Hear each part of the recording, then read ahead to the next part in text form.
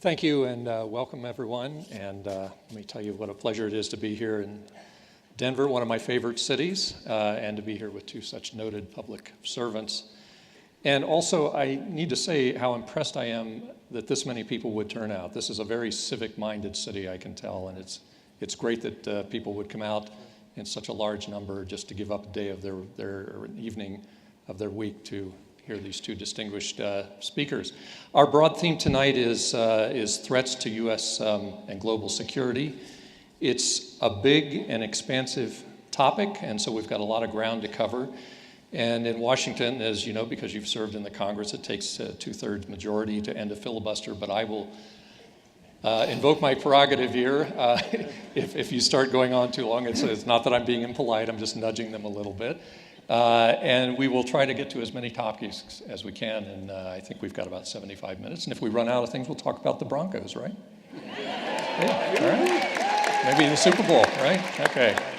So with that, let's get started. I'd like to begin with a topic that was mentioned by Larry and that is on every American's mind, and something that probably a lot of people would like to forget, including people in Congress, and that is the now resolved government shutdown. And let me start with you, Mr. Secretary.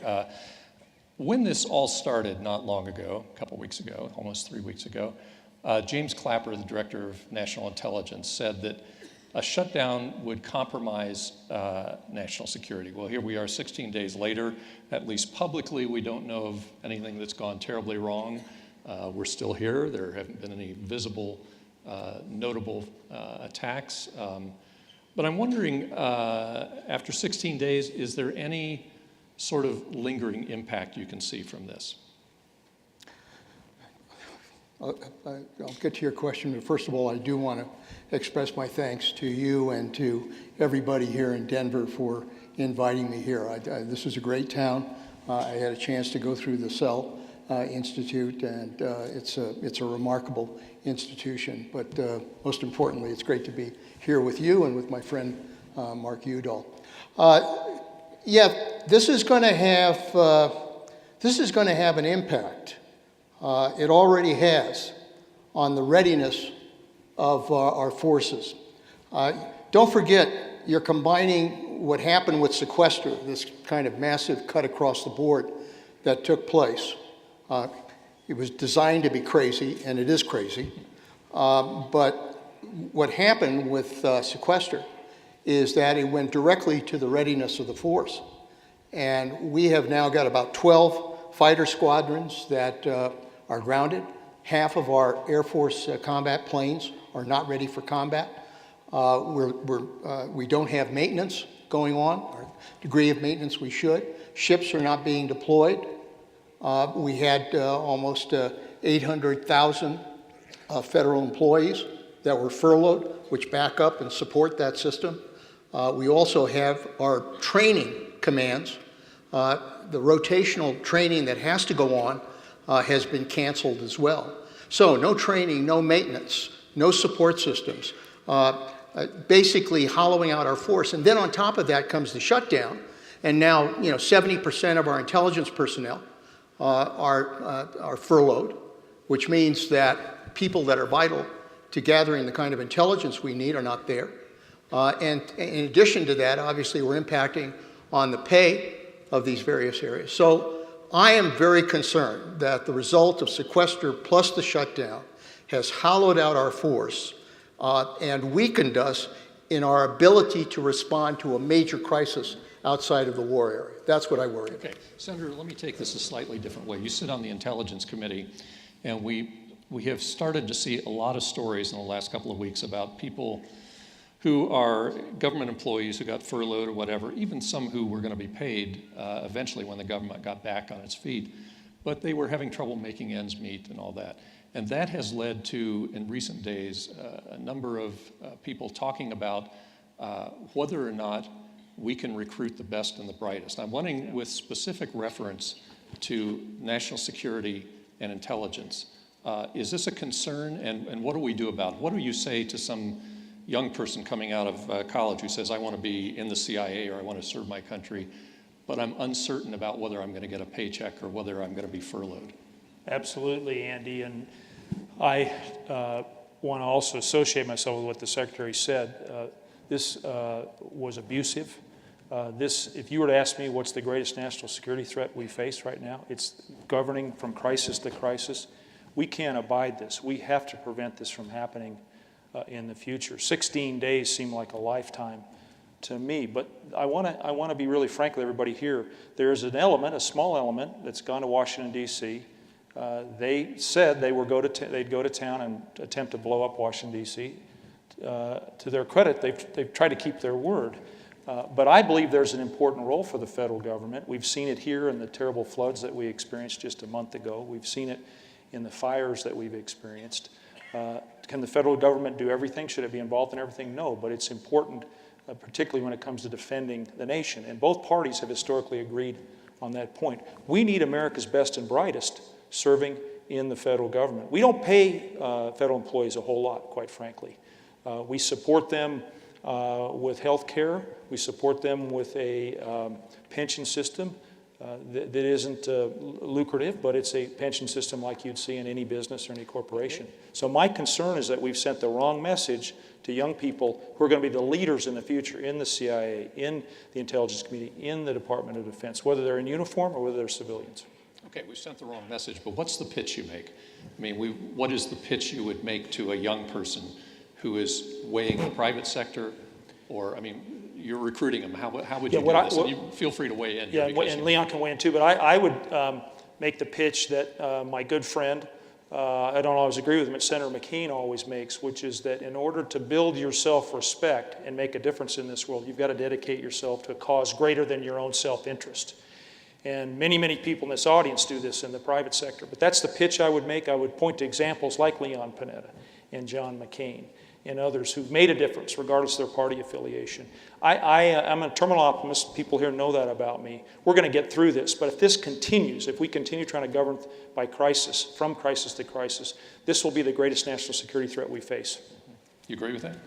You know, there's no question. I mean, I tell the students at our institute that we govern in this country either by leadership or by crisis. And if leadership is not there, then crisis happens. And we have had, a situation where we have had crisis after crisis after crisis. And you can do that. But what the price you pay is that you erode the trust of the American people in our system of government. So, the main pitch that has to be made to young people is, look, you see what's going on. You can make a difference. I think people can make a difference in our system. That's the greatness of our democracy. And I've seen it in the men and women in uniform that serve this country. I look into their eyes. They're willing to put their lives on the line in order to protect this country. And I've always said, if they're willing to put their lives on the line and fight and die to protect this country, then why the hell can't they, in Washington, take a few risks in order to govern this country? Now, if you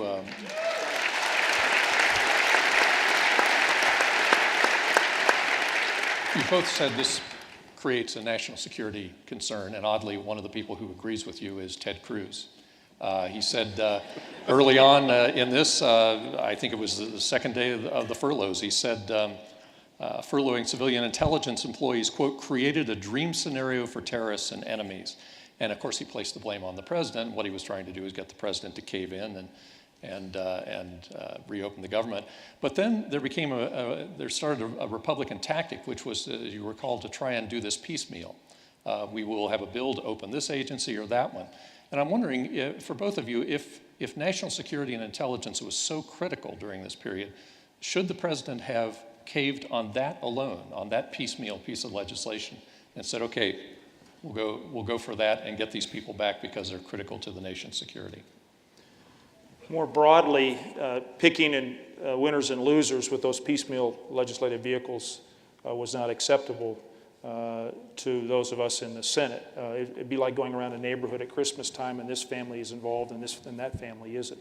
I would tell you, Andy, that the essential personnel in the DOD and in the Intelligence Committee were still on watch. They were still at their posts. But that was one of the hardest things I had to do in my own office, which is decide who's essential, Leon, and who's not essential. Can you imagine the effect that has on people's morale? So the point I want to make over and over again is we can't let this happen again. We can't abide it. This is a true threat to our national security. And I know we're going to turn to some other obvious threats, significant and specific threats, but this can't be continued. I would tell you I also believe that we would find our way, that we wouldn't see this shutdown last more than a couple of weeks, but at some point, your question may have had more relevance. And hopefully it wasn't after the fact, after we get thumped, after we get hit, after we get tagged somewhere, and we realize that we need more personnel. Okay. Let me take you into the political realm here, not that you can escape it in a situation like this, but the 2012 attack on our diplomatic post in Benghazi, where we lost some people, including a gifted ambassador, Chris Stevens. In the aftermath of that, as you know, there was a lot of focus on the administration, whether they handled this properly, whether there had been a cover-up. There was a lot of attacks on the Secretary of State. Some of that was, I think, positioning because she may run for president. And I'm wondering, now that we've had this crisis over the last couple of weeks, politically, now you're both Democrats, and the audience may not know this. You were originally a Republican, little known fact, but I think we would identify you as a Democrat now. Do you, I think well established, yeah. You could do more, but you know. I'm wondering now, when we get into the next election cycle and into the next presidential election cycle, do you think that the government shutdown in any way takes that issue of Benghazi away from Republicans? In other words, can Democrats turn it on them and say, okay, you complained about lack of national security and intelligence lapses in Benghazi, but here you've done this? Well, you know, look, I think it's, as Mark knows better than anyone, it's all fair game in politics these days. You know, I expect that the Republicans will continue to beat away at Benghazi, even though that's been looked at time and time again. But they'll continue to make it an issue, particularly if Hillary Clinton decides to run. And I suspect that Democrats will make the issue of what the Republicans did in shutting down the government an issue in the next election. You know, I was there at the last shutdown 17 years ago. I was chief of staff to Bill Clinton when we went through the last shutdown. I never thought we would face another shutdown because it was stupid then and it's stupid now. I mean,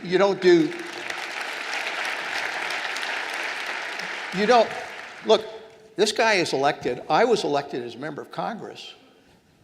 I'm elected by a constituency that's there that says, we need you there to protect us, not to hurt us. That's what people are elected to office to do. And this is a self-inflicted wound that, you know, hurt people, hurt the American people, it hurt our economy, and it hurt our national defense. Why the hell would you do that? Why the hell would you do that? Deliberately hurt a country that is yours, that you're responsible for caring for. So yeah, it's going to be, you know, 17 years ago what happened with Newt Gingrich is that he shut it down. And he recognized soon after that what a political mistake it was. And he learned something from that. He decided that governing was better politics. And so he governed. We began to cut deals, you know, in the Clinton administration, passed welfare reform, passed some budget deals, did some other things in legislation. And you know what? He protected his majority. Why? Because he governed. I hope that the Republicans will learn that lesson and decide that governing is good politics. Okay. Could I add Yep, sure. just one set of facts as well? One of the many effects of the government shutdown was the State Department is working to harden embassies all over the world. That work stopped. State Department is training embassy personnel into how to resist and defend such attacks in the future. So the shutdown directly affected the follow-on lessons that we're now implementing from Benghazi. And that's always the strength of America. De Tocqueville saw this in the 1830s. America learns from her mistakes. And we're at our best when we do that. But we're sent to Washington to govern, not shut down the government. And Okay, so you've both kind of worked out on the Republicans here, but we did. I wonder how much blame President Obama bears in this. And you made some comments earlier this week, and just for the benefit of the audience here, you said of President Obama. You've got to roll up your sleeves and you've got to really engage in the process. 17 years ago, Bill Clinton was very much engaged in that process. So how much blame does Obama? Well, you know, what I pointed out at the time was that what has happened is that you've had a breakdown in trust. And very frankly, it's hard to govern with both parties unless there's trust.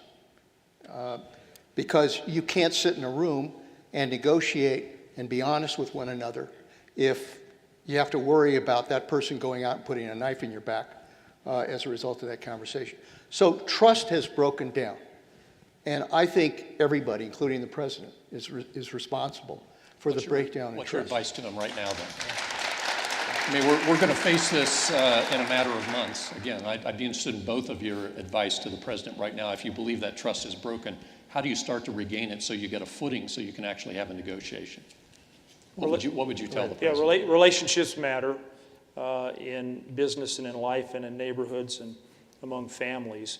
I think the president took the time, particularly as this potential crisis loomed, to meet with every caucus, to meet with the leaders of the various groups in the Congress.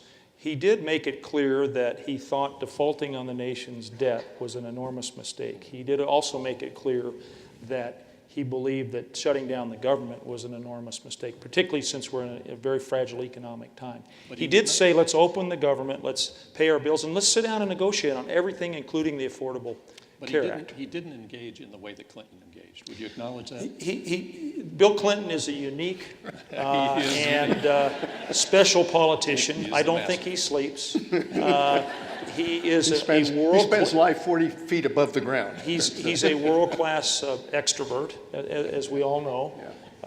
The president has a different personality, a different style, but I think the president realized, particularly out of the 2011 August negotiations, where a lot of people criticized him for caving, for not standing his ground, that he needed to stand his ground, not just for today's purposes, but for future presidents, whether they be Republican or Democratic. And I would want to add, that because, Andy, you may or may not know, Colorado has a wonderful electorate. We're a third Democratic, we're a third Republican, we're a third Independent.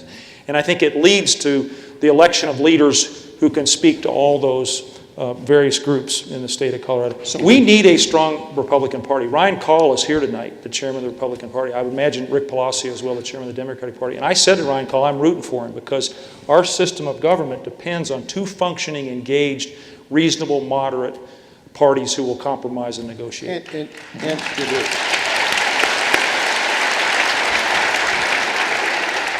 Andy, you know what? Mark knows this.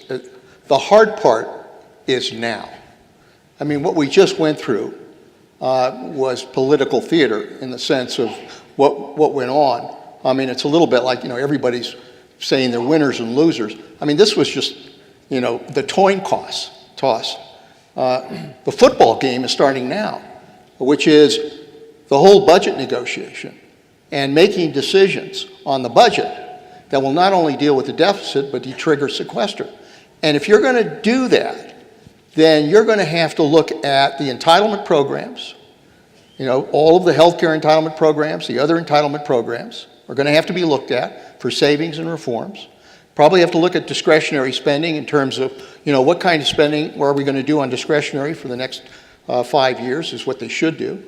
And then thirdly, tax reform. Are there areas of tax reform that can be on the table as well? Every one of those issues is extremely tough. This is going to test the leadership of the president. It's going to test the leadership in the Congress. It's going to test the leadership of Democrats and Republicans, whether they have the guts to sit down and deal with these tough issues, because this is where you really determine whether or not they're willing to lead. Now, we've left one key player out of this, and since you both served in the House, I'd be interested in your comments on this. If you were advising John Boehner, what would you be advising him to do? He obviously has trouble controlling the more conservative elements of his party. How does he get past this? The House is operating like a parliament for those of you who study civics and political history. Every vote in the House is seen as a vote of confidence for John Boehner and his speakership. If John Boehner, with whom I have a good relationship, were sitting here asking me for my advice, I would tell him to team up with Steny Hoyer, who Leon and I know well, was the majority whip, now the majority leader when the Democrats were in the majority in the House. He's now the minority whip. He's a moderate, he's a pragmatist. I would urge the Speaker to team up with Steny Hoyer. Each of them could deliver 120 votes.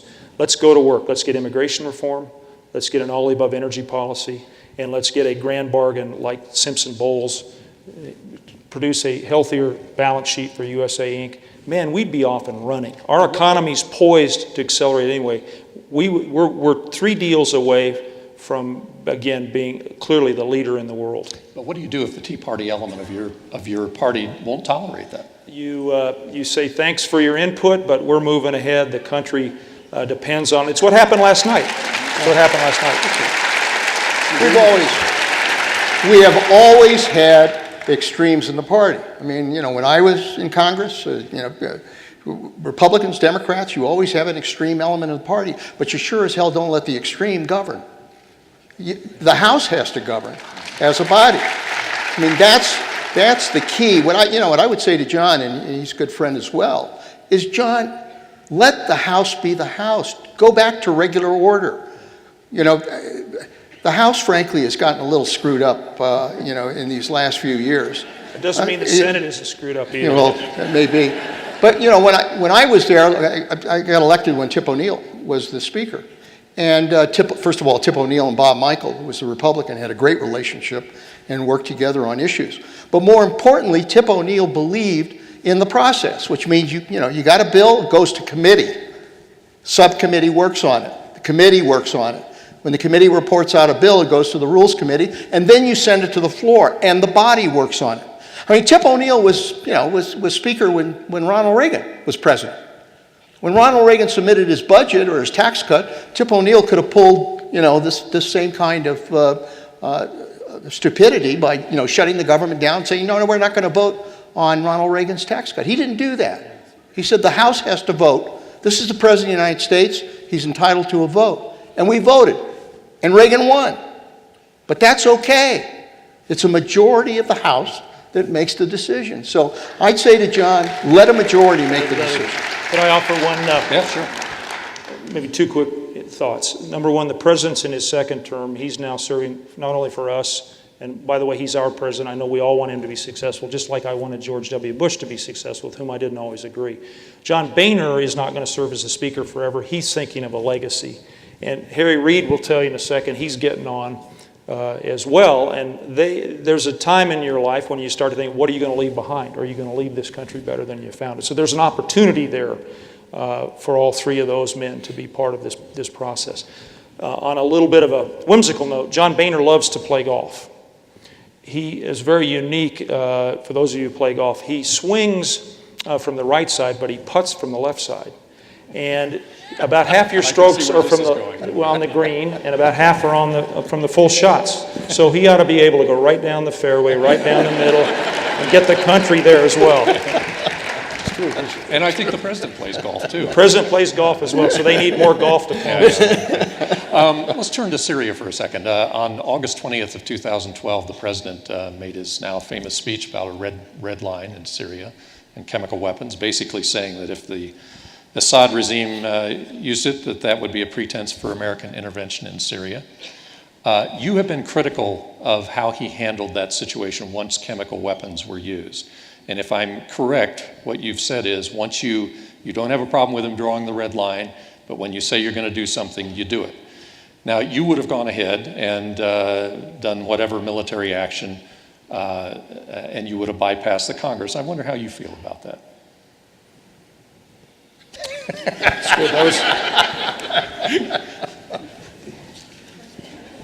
The reason that al-Assad and the Russians came to the table, and we now have a program underway to not only identify and confine those those chemical weapons and destroy them, is because of the threat of the president using force.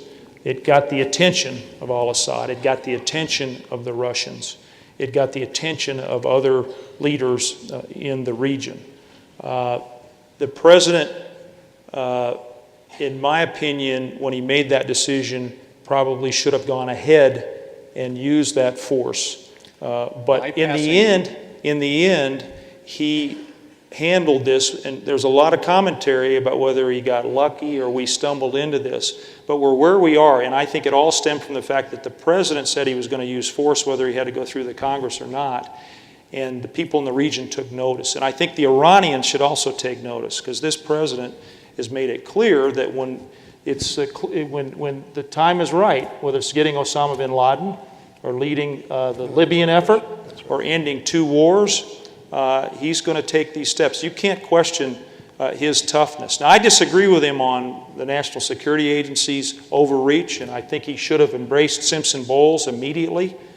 But I don't think you can argue with the president's toughness and his willingness to use the arrow that's necessary to hit the target. But as a senator, you would have been okay with the president, any president, bypassing I you. think based on what the president said he wanted to do, based on the red line he drew, based on the way in which I know this operation was going to be conducted, and by that it was going to be very narrowly defined, it was going to take a couple of days, I think he should have gone ahead and done what he said he was going And to you do. would have done this even despite the fact that the polls were overwhelmingly against it. Let me explain this, because I think it's really an important point.